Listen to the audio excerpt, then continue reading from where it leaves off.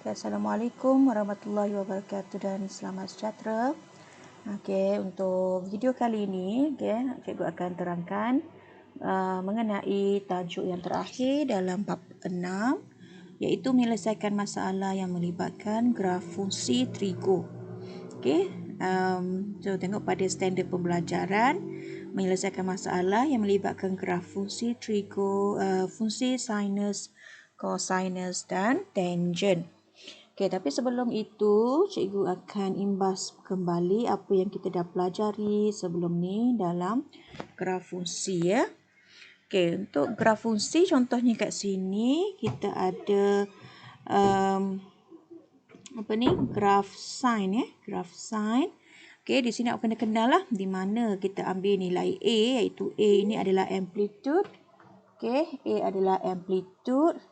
B adalah menunjukkan bilangan kala, atau ada setengah buku ditulis kala ni adalah tempoh lah. Jadi sama saja konsep dia.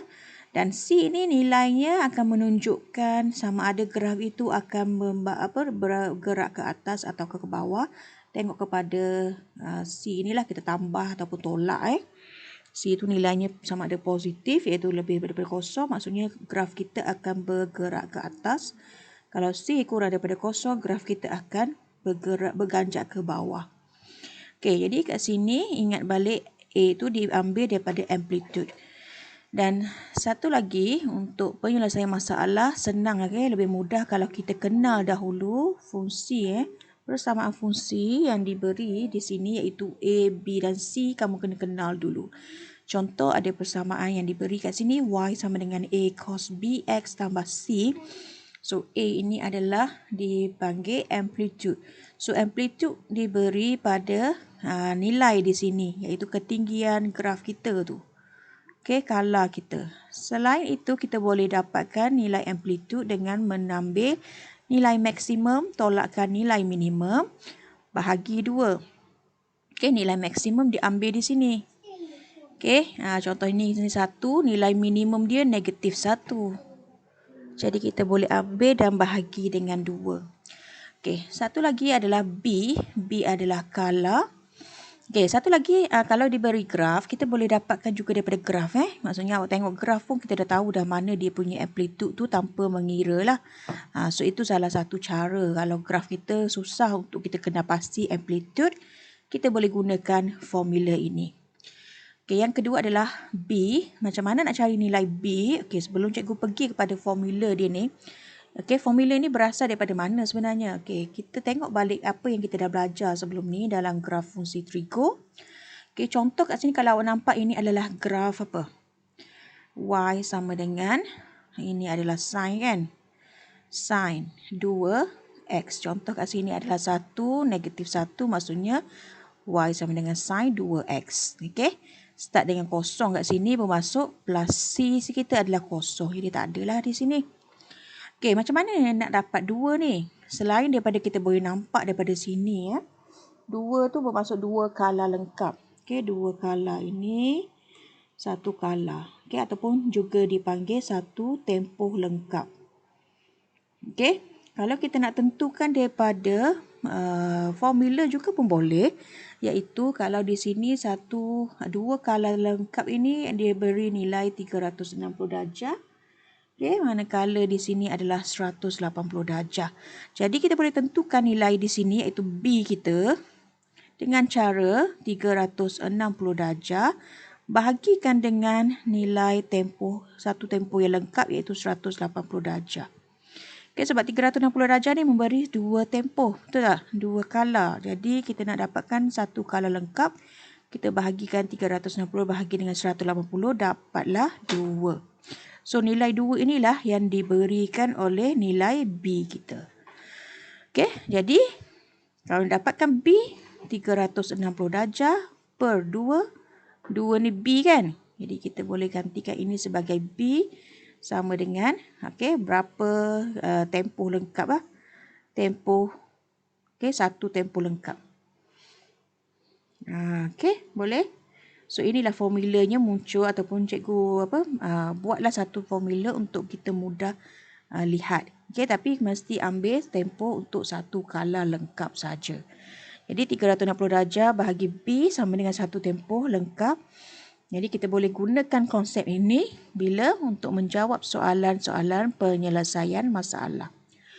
Okey, cikgu pergi pada contoh 11. Ini adalah berasal daripada buku teks. Okey, graf di atas menunjukkan satu kitaran pernafasan yang lengkap. Kitaran ini terdiri daripada proses menarik nafas dan membuang nafas. Kitaran ini berlaku setiap 5 saat. Okey, dibagi tempoh satu lengkap itu adalah 5 saat. Hal laju aliran udara adalah positif apabila kita menarik nafas dan negatif apabila kita menghembus nafas. Hal laju ini diukur dalam liter per saat. Okey, so A, jika Y mewakili hal laju udara, Y adalah hal laju udara, selepas X maka nyatakan fungsi adalah bentuk Y sama dengan A sin BX tambah C. Okey, maksudnya kat sini walaupun dia melibatkan situasi lain tapi dia libatkan juga graf sinus kat sini ya. So kita selesaikan soalan A dahulu, iaitu kita kena kenal, kita kena cari setiap satu, iaitu cari A, cari B dan cari C kita. Okey, so kalau daripada soalan ini kamu boleh nampak dah, tak perlu kira lah. Jadi kat sini awak nampak ini nilainya adalah berapa? Tinggi dia, 0.6, betul tak? So teruslah boleh tulis A sama dengan 0.6.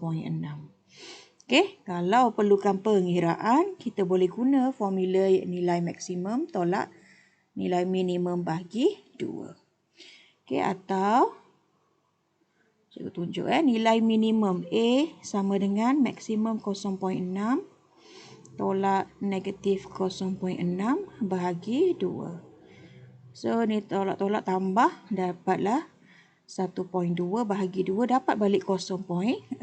So nampak sama nilai dia. Okay, untuk cari B. Okay, untuk cari B pula kita kena buat apa? Okay, nak cari B kita tengok kat sini 360 darjah bahagi B bersamaan satu tempoh lengkap. Okay, satu kala. So tempoh lengkap satu kala adalah 5. Ini sama dengan 5. Okay.